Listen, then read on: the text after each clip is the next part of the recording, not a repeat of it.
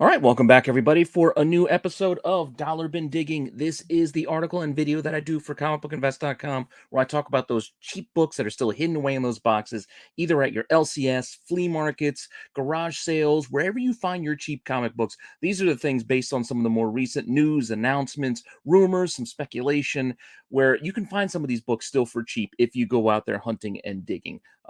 That said, hopefully you enjoyed this series as well as everything else here on the channel. Let me know what you think in the comment section. Please like, subscribe, hit the alert button so you don't miss anything. Keep telling your friends so we can keep growing the channel. And if you want to see what books I want to cover this week, just hang on for a few seconds after the intro and I will be right back.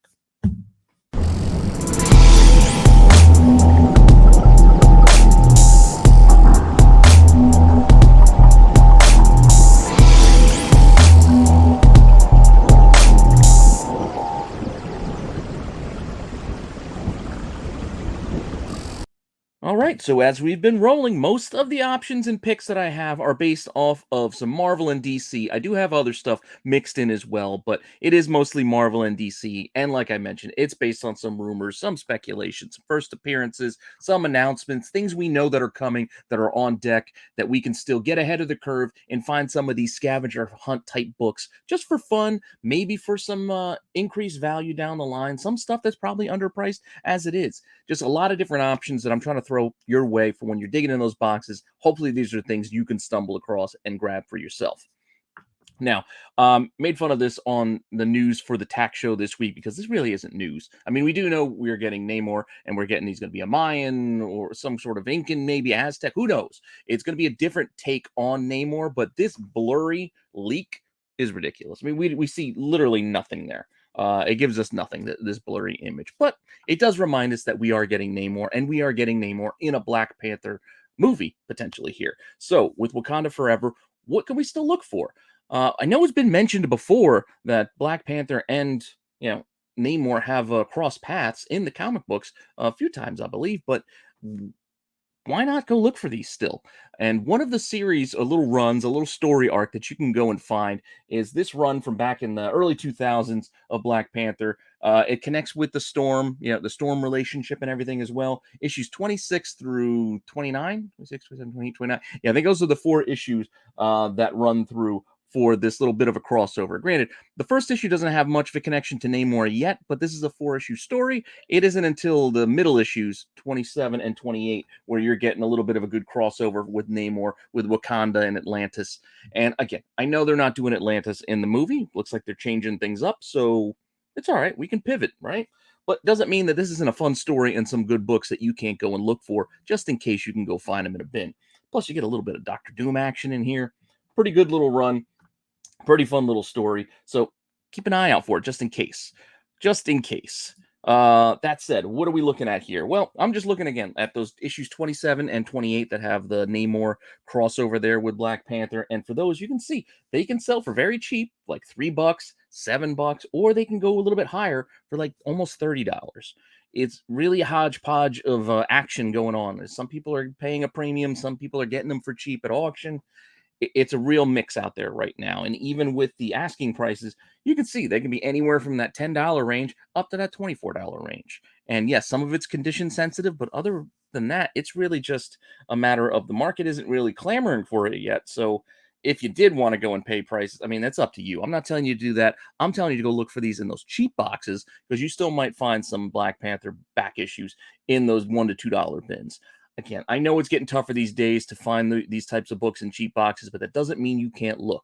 So that's why I'm reminding you of that for when you go out hunting, that maybe you can keep an eye out for this stuff. So if you do find yourself with a Black Panther run, you know which books that you should be picking out of the pile. That's it. Let's go jump over to DC for a little bit because we do know we are getting Supergirl in that Flash movie that we are eventually going to get. With all the news for Ezra Miller doing this, that, and the other, it doesn't matter. We know we're still getting that movie at some point, and we are getting a new Supergirl on the big screen to go with it. And this Sasha Calais, if I'm saying her name properly, could be playing a different version. I mean, everything points to her as far as her costume and her look goes, looking more like the is it Lana Lane Kent version, like a little the daughter of Superman and Lois Lane, which is a possibility.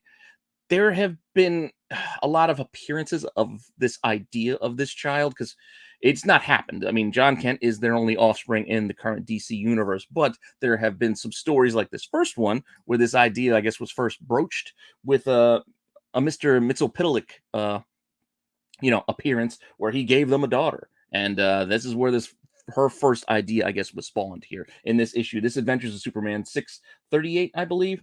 And again, it's not in reality, it's crazy, appearance stuff with Mitsopitalik. He just can kind of create things, like an Impossible Man type situation where he can just create things out of thin air in a magical sort of way. So it's a character that's not real, but the idea is there, and I get it. It's also baby spec, and I know a lot of people don't like baby spec, but it's still just a fun book to go look for, and a fun book that's still very, very cheap. So why not? Plus, you get an appearance of Mr. Mitsopitalik. Yes, I said Mitsopitalik, and I said it again because it's fun to say. Go ahead, try it yourself. And if you try to say it backwards, God bless you. That said, what does this actually sell for? Well, recent copies sold on this, like I said, are very cheap, $2 to $4. This is not an expensive book, nor should it be. I'm not saying this should be an expensive book. I'm just kind of pointing it out for what it is, and think if you do find it a cheap box, well, you can do a lot worse for $1. That's all I'm saying. And if you want to see what's available right now, again, you see $2, $3, $4, very cheap, even online. Still a cheap book. This is just, again, one of those kind of a scavenger hunt type picks that I'm throwing out there. I don't have any expectations that this book will be more valuable or should be more valuable based on what it is, because it is what it is. I've explained what it is. It's not a real appearance. It's just no lasting effects on the DC universe. We don't see more of her in that universe. It's just like a one-off imaginary tale, where kind of a what if you will. That said, also not within the regular confines of the DC universe, we do have the Injustice series, where there was a story of almost another what if. Joker didn't kill Lois Lane, and she was able to give birth to Lana Lane Kent in that universe. Pretty cool cover when you mix that in. This is Injustice Gods Among Us, Year 3, Issue 7. And again, more baby spec, more baby first appearances, but it is this potential version that we're talking about here. Laura Lane, I keep saying Lana, Laura Lane Kent. Yeah, and then Superman. So it is what it is. It's another appearance. It's not quite the same. This is in another universe, another part of the multiverse that DC has. So it could be the history of this character. Who knows where this Supergirl is coming from? Because Flash is apparently going to have Flashpoint and cross over into other multiverses. So who knows where this Supergirl is coming from? So this is another option for you if you're curious and interested in this kind of thing. Again, this one's a little more expensive. $20 for basically is what this thing has been selling for. Those are some April sales, but that's what I could find. And on the market right now, there's copies asking $20. There's copies asking $60. But there's also lots where you can get chunks of this issue run. Look, I think it's all 12 issues of year 3 for only $38, which ain't too bad. So if you're curious, I'd say just get that run, because then you got a whole bunch of comics to read, and you basically paid around cover price for them. That's not terrible. So that would be my recommendation if you want to go and buy on the market.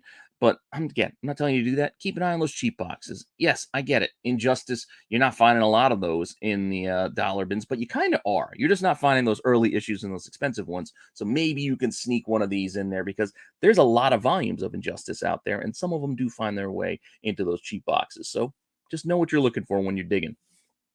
And that's not the last one. We do have one more, and a more recent appearance of this Supergirl possibility in comics, and that is the current Justice League run. But this is from 2019. This is issue 34, because they're past 75 now.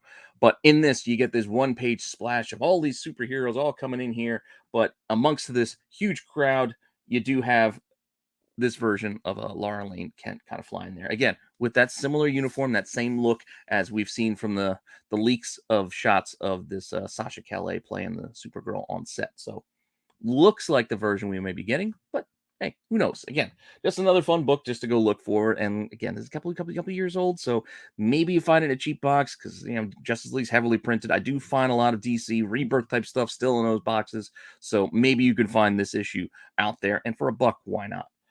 Again, you can see it doesn't sell for a lot. $3.50 is what it's selling for online, which is basically undercover. It's a $4 cover, so it's selling for undercover. I mean, again, you got to pay shipping, and then even the asking price is $3.50, $3, $4.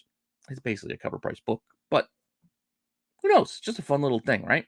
So that is another book for you to keep an eye out for when you're out there kind of hunting and digging. Just, again, I kind of think of this more like a scavenger hunt. Not everything is going to be investment worthy.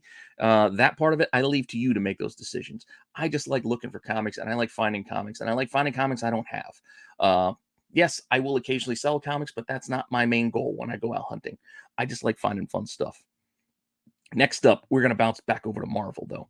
We're going to bounce back to Marvel, and we're just kind of play off this idea that we know that Ant-Man and the Marvels have swapped dates. So we're going to look at Ant-Man coming much, much later than we had expected. Oh, no, it's earlier than expected, as Marvels got pushed, I think, as they swapped dates. It's still both going to be 2023, so it's not that big of a change. But when we're looking at this, yes, this book is not going to be found at a dollar bin anymore. This is already expensive. It got expensive for, I think, the wrong reasons, because a lot of people were buying this because it's first Kate Bishop in costume. Like, okay, that's kind of an interesting thing, but let's not have a first for everything that happens in the world. Like, first time she's eating a hot dog on a motorcycle in the spring. Like, who cares? Let's just collect books for what they are. But this, more importantly, I think, than Kate being costumed up as Hawkeye in this, is the first time that Stature gets her name, I guess. And I mean, it's a fun little tidbit note, I guess, in her history, because she's been a character that basically has been around as long as Scott Lang has. So you're not finding her first appearance again, baby spec, in in those dollar boxes with that Marvel Premiere 47, or I can't remember the number.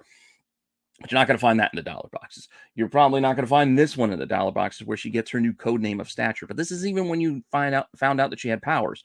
That came in the second issue of the series of Young Avengers. Again, another book it's probably like 15, $20. So you're not digging it out of those cheap boxes anymore. You used to be able to, but probably not anymore. So this is where you found out that she actually had powers when she grew. Great. One you might be able to still find out there, because I found it a few times, is this run of Young Avengers Presents. It's like a 6-issue mini, and they feature an individual, like, well, basically individual, one or two members of the team in these one shots. And her one shot is one that has been on the cheaper side of things. Like, everybody ran out because they wanted the Hawk. Again, they want the Kate Bishop one. Yes, everybody wanted the Kate Bishop one. And what was another one that did all right? I mean, Patriot doesn't do all that well. The Twins did all right for a while because of the WandaVision kind of like spec, you know, but Stature, she has one as well, issue 5 of this run. And again, you can find these things out there, and it's probably worthwhile, because this is another one that sells inconsistently. It could be very cheap, or it could get expensive. So you can see it could sell for, $4, $5, all right, $11. That's still not expensive. But some of the asking prices can get that way when you look. Yes, there's a copy out there for $3.50 right now that says it's not, I think it says it's low grade, so it's probably got some damage to it. But then outside of that, you're asking $25 to $30. So you can find them. They're out there. So go out there hunting, go out there digging, look for these Young Avengers Presents. Like I said, there's 6 issues. I think there's I can't remember, but it has one. But basically, all the members of the team basically get a little spotlight there, with Hulkling and Wiccan, I believe. Or no, just Hulkling gets one, because Wiccan is with Speed, with the twins on one of the issues. But that said, let's look at Stature, because I think that's where they might be touching on. I mean, they got a new actress playing the daughter, Cassie Lang, in the movie, so it looks like that might be a main point, a main focus of this third film. Outside of, we know we're getting Kang, but maybe we get more of the father-daughter new hero, so this way they can introduce her, as we feel like we're getting Young Avengers at some point. They keep introducing all of the characters separately. Eventually, they may come together, and we get that team. But we'll see. But throwing it back to even the older characters that we know are going to be reappearing in this series, I thought about doing the Hope Van Dyne, but that's like a weird Marvel Universe 2 kind of appearance. So I figured, we don't need to look at that. Let's look to see if the villain of the first movie comes back. Let's see if Darren Cross comes back. There was talks that he may come back as a MODOK, but maybe he just comes back again as Yellow Jacket. Maybe he returns. Who knows? But at the same time, let's not forget that in Astonishing Ant-Man number 12, you do get that first appearance of Darren Cross as the Yellow Jacket character here. So you get that kind of cool. I mean, it looks like it does in that first movie. So just remember this is out there, because if you can find some of these Astonishing Ant-Mans, apart from having some really cool covers, these are worth looking for. I mean, this is a Tedesco. I do like Tedesco covers quite a bit, and this is a decent one. It's got a nice little take with the gavel and everything, and you can see this thing sells for as cheap as $5, $15. There's a 3-issue lot that sold for $9. Could go for cheap, but then there's some asking prices where it's $15 to $20 for this because it's the first appearance. So take it for what it is. If you find it for $1, you want to try to flip it for $20. I mean, go ahead. That's your prerogative. You do and hobby how you want to hobby. I'm not going to tell you what to do. But if you just want to go find a fun book, just keep an eye out for it. Maybe you find it for cheap. Now, we're not going to do, well, this is kind of DC, but kind of isn't. We're going to jump over to She-Ra because there were some DC books that Masters of the Universe were printed under. But we know now that there's announced a She-Ra live action series coming, and it could be pretty cool. I mean, the cartoon was different. It was kind of interesting that they did, but now a live action series, who knows what kind of angle, what kind of vibe or it's going to have. Like, I don't know what kind of tone they're going to be featuring, but doesn't hurt to go looking at some She-Ra comics, right? So what's her first that you can go dig for? You can go dig for those mini comics, which are tough. I mean, it's just like the He-Man ones. These mini comics could be tough to find, but I would technically say this is her first because these are little comics, even if you didn't buy them at your, on the shelf at your shops like a normal book. But still, this Princess of Power, Disappearing Treasures, I think was her first. So this is the first one you want to go look for, and it's even still not that expensive, all things considered, online. I mean, $7, $8 these things sell for. Again, it's a little mini comic. You're not getting a lot for your money. And if you go look over at what's available, again, $8 to $20. And again, I'm not positive this is the first one. I know there's a slew of these weird little ones, and there's also some UK printed comic book sort things, but this is just another little fun little thing that you can go look for. Again, this came out in 1984, so at the very least, this is early She-Ra in comic books. I get it that most people gravitate towards that book, that image I already showed you. This, issue 18. I like this. I found this book a couple of times. Not in dollar bins. I found it for cover a couple of times, and I don't know if I have one anymore. I might have sold them all, but what are you going to do? But this issue 18, that was from DC, so it was printed by DC at the time, is pushed as the first full She-Ra. I mean, I get it. It kind of is when she finally takes on the mantle of She-Ra, but yeah, she has a lot of appearances in this entire run before this issue where she is Allura, and they even have issues featuring the origins of the character before this. We'll get to that. Again, this has become a very pricey book and a book that a lot of people have been putting money towards, so you're probably not finding this in the cheap boxes, even if you, unless you get lucky. You can see here, $67, $80, $85. It's not cheap. I think when I sold mine, it was like a $50, $40 to $50 book. So it's even double that now. So the price is just going up on this thing, I guess. And again, I like it. It's a really cool cover. It's a great image to have too. And copies available are anywhere from 60, 80, 150. Very high asking price. Again, you're probably not finding this for cheap, but I wanted to point it out because that's where a lot of people are pointing towards the first full appearance of She-Ra. Okay, it is what it is, but let's not forget, like I said, the first issue of this series is volume 2 from DC, 2013, I think is when this came out. She is in here at the end. She's granted as Allura. She's not as She-Ra. She's as He-Man or Adam's sister, I guess. But you can see there's a couple of variants, and one of them is that Dodson. It's a She-Ra cover, so there she is on the cover of the first issue. So I know how people are weird about first cover appearances, but I mean, this is not the first time we've seen She-Ra in a comic book anyway, in either case. So let's not put too much stock in this series as a whole, as like this is the official He-Man run, because it isn't. It's I don't know. There's so many different volumes, so many different publishers. Let's just not oversimplify things and throw too much money at, I don't want to say the wrong books. I mean, you put your money where you want to. I just think that you just need to know what you're buying. That's all. So just don't be under the assumption that that's the first time she's ever appeared, because, like I said, she's in this book and it's her. Again, not a She-Ra, it's Adora. I keep saying Allura. Adora. But this book is still cheap, this first issue, because it's, I don't know, nobody really cares as much. $5, $9, that's not too much for sales recently. Even asking prices $6, $9, $60 will get you a 9.6. That's not too bad either. But she is basically in this main run for almost all of it, as kind of like a villain type character.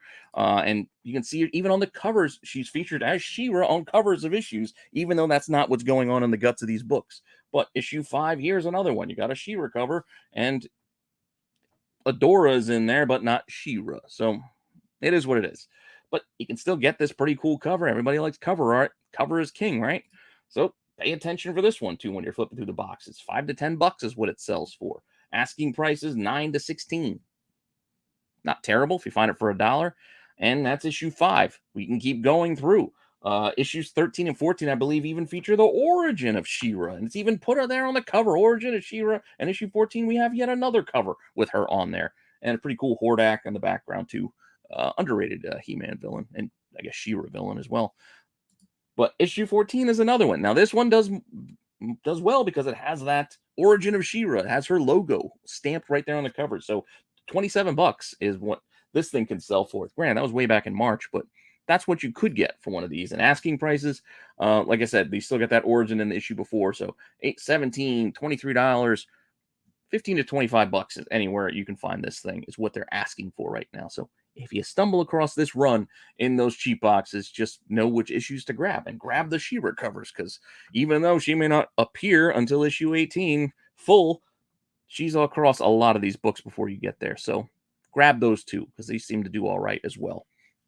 Now, we also know in about a week or so, we are getting another Jurassic Park movie. We are getting the original crew back. So, yeah, why not look at some Jurassic Park comics, right? There's some pretty cool variants that you can go and track down. Some hard to find ones, some tough to find ones, but even just the regular books from Topps way back in the day, it's worth looking into.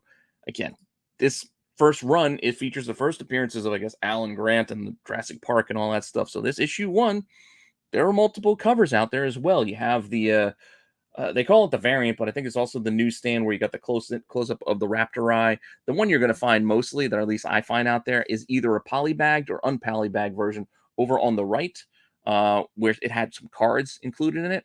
Again, this is the top series, issue 1 of a 4-issue mini, and then there's this, I think, the limited edition, that holofoil chrome or some sort of crazy nonsense over there on the left. That one's very expensive. That's like $150, $200 book. So you're probably not gonna find that at $1. I mean, if you do, God bless you, go grab it. But the other ones are really the things you're going to target, just the regular issue 1, which still can do all right. Look, $12.50 to $14 is what it's been selling for. Both of those sales were on the 20th, so within the last week, both of those sales were somewhat recent. Yeah, $10 to $15, not too bad.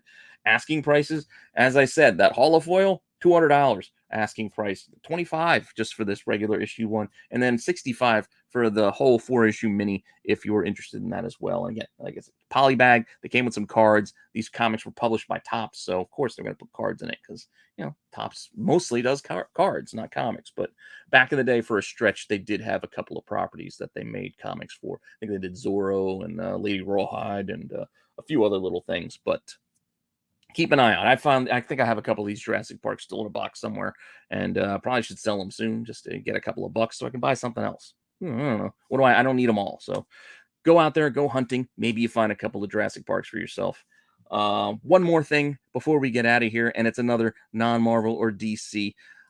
Looking through, there was an announcement. George Miller was talking about updates on the next Mad Max. Probably not coming anytime soon, but we do know we are getting this Furiosa spinoff with Magic, the girl who played Magic. Is it Anya Taylor-Joy or something? I don't know if I'm getting her name right. Anyway, we're getting a prequel Furiosa movie coming next year, so I'm looking forward to that. I like this universe. I thought it was really cool, that last movie. I love Fury Road. Would love to see more of that, that world done by George Miller, but we'll see. So we're getting more Furiosa. Who knows what it's going to be based off of, but we do have a Furiosa first appearance, or I think the only real appearance in comics, in that Mad Max adaptation for Furiosa. So there she is, right there, front and center on the cover. Easy book to kind of find. There's also a blank cover, blank sketch cover that you can go look for as well. People do like doing sketch covers these days. So I should get one over to my buddy Astro Wizard and see if he or his wife can do something cool with this. But $10, $24 for a lot that has some of the other issues. Because again, it's Mad Max, then there's Immortan Joe, and then her Furiosa. It's like that's all they had, like these one shots that came out a few years ago out of Vertigo. So keep an eye out for them.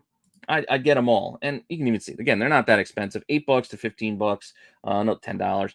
That's kind of what the asking prices are out there. So it's not a super expensive book, but who knows what happens once this movie finally hits. People like buying comics for all kinds of different reasons. So if you can find one for cheap, might as well grab it. Like I said, treat this more like a scavenger hunt. Just go have some fun collecting and looking and hunting for comics. That's what I like to do. I love hunting comics. I love talking comics. So hopefully you're enjoying this as well. That's all I got for you this week. I was going to actually push this off till tomorrow because I was just feeling kind of tired today. But you know what? Figured I'd push through and we can get this done.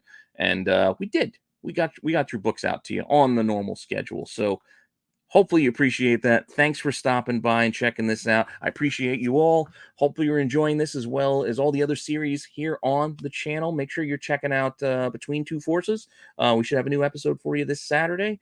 I'm also going to be stopping by MCM over on McClay's channel, The Amazing. So make sure you check that out Saturday night as well. That should be a lot of fun. And yeah, still having fun doing all this stuff. So hopefully you guys are enjoying it still. Let me know in the comments what you think.